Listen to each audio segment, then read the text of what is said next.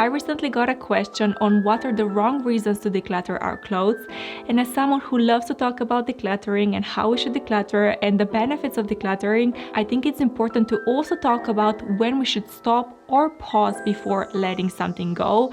And that's why I want to dive a little bit deeper, and I want to share 5 specific wrong reasons to declutter our closet. Now, the first wrong reason to declutter something is because someone else doesn't like it. And I think this is more common than we realize. And I know I got so many comments throughout my life from people telling me how I should stop dressing a certain way, what I should start wearing, all of that, all of the good stuff. But long story short, if we're not careful and when we get this little feedback from so many different people, it can start affecting our style, our confidence, and even our self-esteem in a very negative way. And then we stop wearing items that we actually like, and we can potentially declutter them and build a closet that doesn't even resonate with us.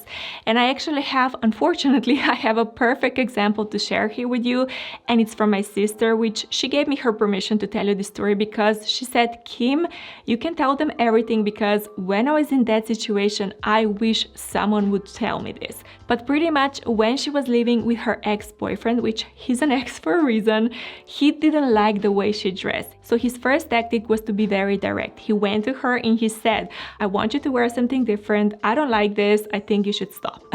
And this, fortunately, it didn't work because my sister very appropriately set a boundary, and she had a thought, who are you to tell me what I can and cannot wear? But unfortunately, he didn't stop, and everything became a little bit sneakier and a little bit more devious. And now he started criticizing other people who had the same items that she had in her closet. So for example, she had a leather jacket that she absolutely adored, but for some reason he just didn't like leather items. Anything with leather, he hated it. So when he saw someone wearing the leather jacket, he said, oh, this person is really tacky and provocative. And then he saw leather leggings or leather pants. Oh, this person just wants attention. He had problems with so many different things, and he slowly let her know through criticizing other people's outfits, and this is how he got under her skin. And that's why over time she stopped wearing those pieces, and then at the end she decluttered so many of her pieces out of her closet, even though she absolutely adored them. But luckily the story has a happy ending. Of course, she left him and now she's in a healthy relationship. And when it comes to her closet, she successfully managed to find most of the items that she decluttered, because as I said, this was really a huge part of her style, and she decluttered pretty much her essence to accommodate someone else. But then I also want to end this point by saying that not all feedback is the same. Sometimes we're gonna get positive, constructive feedback from people who know us well and they have our best interests at heart. For example, when I was going through depression in my teenage years, I was dressing in everything oversized and I was really frumpy. So my mom said, Kim, let's do something about it. Why don't you wear dresses? Let's do something. Let's fix this. She was coming from the right place. Yes, she was giving me feedback on my style, but she realized that this style is having negative impact on my mental well-being. So sometimes the feedback can be helpful or it comes from the right place. And even though it comes from the right place, it still doesn't mean we should listen to it. So how what I do now, when I get certain feedback from certain people about my style, I ask myself, is this feedback helping me achieve my goals or not? Because I know what my goal is with my style. I know how I want to feel with my wardrobe. So I'm going to take the feedback that resonates with me and I'm going to discard the ones that doesn't. And then the second wrong reason to declutter something is when you like a piece, but you don't know how to style it. And because of that, you don't wear it and you just feel like, I'm just gonna let it go. And again, I think this one is more common than we realize. And I have quite a few pieces that I decluttered back then when I was still kind of forcing myself to declutter, that I realize now that I know how to dress myself, I know my style very well. I realized that if I would keep them, they would be amazing additions to my wardrobe.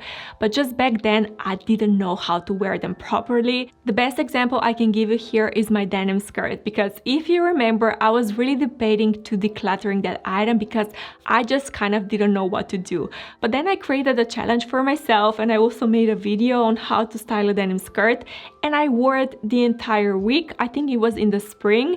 And when I did that, something in me shifted and I realized, oh, I love my denim skirt with my sneakers in the spring. I love my denim skirt with my long sleeve tees. I love it with my long coats. So my suggestion here is that if you have certain items that fall into this category, that before just decluttering them, you want to test them out. You want to go on internet, on YouTube, on Pinterest, and even on Instagram, and you want to find new outfit ideas and combinations of how you can wear this certain piece. And then of course you give it a go in real life. You wear it for a week or two, and then you're gonna have so much more clarity. One possible outcome is, of course, like happened with my denim skirt, you're gonna absolutely fall in love with this item and new outfit combinations, and you're gonna wear this item on repeat now. But then it's also possible you're gonna realize that even though you did your best, whatever you do, you just cannot seem to make this item work. Sometimes it can happen. We love the item in theory, maybe it's a fantasy self piece, maybe we just like the idea of it or how it looks on others, but then when we really do our best, it just doesn't work. So in this situation, of course, you can declutter it, but first you want to do a little bit of experimentation. And then the third wrong reason to declutter something is because we want to be a better minimalist or a true minimalist, or even if you don't care about the word minimalism, maybe we just saw a number online that we kind of aspire to achieve, and we declutter because we want to have that number. And this is something I talked about very recently, so you kind of know my thoughts already, and I think this is absolutely the worst reason to declutter, and I'm talking from experience because I did that myself, so no judgment here, but pretty much I think this is again one of the areas that can be really subtle and sneaky, and it can really come under our skin without us even realizing, and it can even come from a good place. Maybe we're watching a video and one person is explaining how they feel so much lighter and better and their life is transformed now that they declutter all of their handbags, and then we kind of feel, oh my god, they're so happy and light, I want to be happy and light. And then we think, okay, I have to have the same amount of items that this person has, and then I'm gonna feel the way she feels. So if you're ever thinking about decluttering something that you absolutely love, that it brings you joy and you love the style of it, just because you wanna have a smaller number of items, even though you don't feel overwhelmed with your collection or your closet, this is a very clear sign that you should just pause and maybe reassess your goals. Maybe instead of having a particular number of items that you want to have in your wardrobe, you can think about how you want to feel with your wardrobe, or even with specific categories within your wardrobe. You want to know how you want to feel with your closet, and that can be your North Star, and you can use this as a guide instead of one abstract number that you've seen on the internet. And now, before I share the last two wrong reasons, I also wanted to ask you that if you're enjoying this video, that you give it a thumbs up. It really helps me out. And then also, I'm curious if you ever decluttered something that you regretted later on. Why were the reasons you decluttered these items in the first place? What are some of your stories and some regrets? I would love to know, because as I've said before, we can all learn from each other. And now to the fourth wrong reason to declutter something out of your closet, and that is boredom with your clothes. Which on the surface, it may seem like a good idea. Okay, I have certain pieces, I'm kind of over them, I'm bored with them, I don't want to wear them anymore, I don't see myself wearing them anymore. I'm just gonna declutter them and find something new, better, exciting, a little bit different. On the surface, this may seem like a good idea, but if we think about it and look a little bit different, boredom is not the same as disliking certain pieces. Boredom can happen simply because we wear something too often and we just don't feel that excitement anymore, or that inspiration or creativity anymore. So my suggestion is that if you have certain pieces like that, you wanna always take them out of your wardrobe and give yourself a little break from them. So you want to put them into a storage area for a little while. I would suggest 3 to 6 months, so you can really have a nice vacation from them. Or maybe you can create a store category, which I talked about in my other videos. Or my personal favorite, you can actually switch up your wardrobe every 3 months, so you always have a new exciting wardrobe with new pieces that you haven't seen in a long time. Because I also think it's one misconception to think about we can only get bored with something when we wear it often on repeat.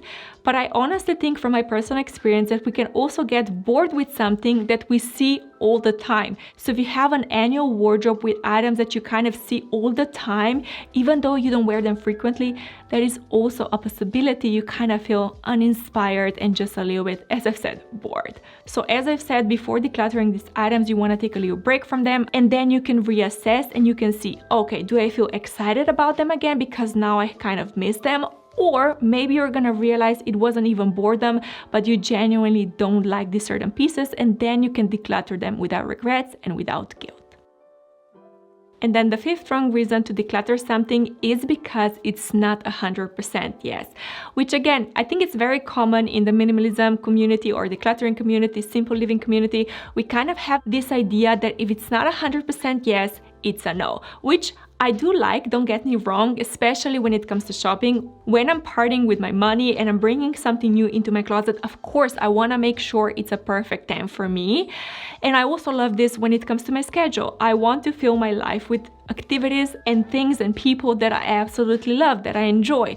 But when it comes to decluttering, I'm not necessarily sure I stand behind it, because when I used it in the past, I decluttered many items that I wish that I hadn't. And the main reason I don't like this rule when decluttering is because I feel it jumps over very important part of decluttering, and that is analyzing and understanding why certain pieces are not working for us.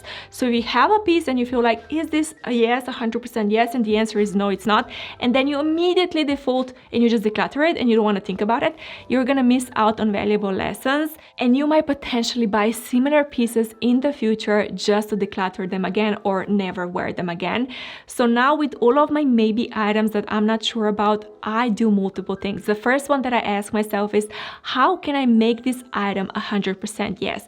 Maybe there are certain alterations I can do. I can take it to a seamstress, I can crop it, I can take it in, I can change a few things, let's change the buttons, I can do a few simple things, and I can transform this item into a 10. But if for some reason I cannot really transform the item into a piece that I would absolutely love, what I'm gonna do is I'm gonna schedule this item into my calendar to wear it, so I can find out how I really feel about it. Again, I'm gonna try new outfit combinations, new styling ideas, I'm gonna develop some new styling skills, and I'm gonna see if I can make this item work. And if not, then when it's gonna be a clear no, I'm gonna be decluttering it. So my recommendation is, if you have certain maybe pieces in your wardrobe, don't just declutter them because it's not 100% yes.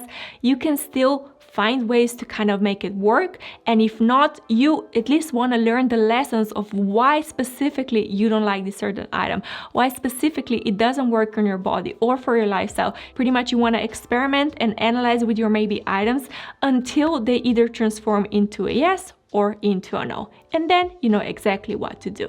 And because of all of these reasons, I also recently developed a new method of decluttering your closet that it's really quick, really easy, really simple, but most importantly, you won't have any regrets after you're done with the declutter. So if you're curious about that, I will link a video that you can watch next.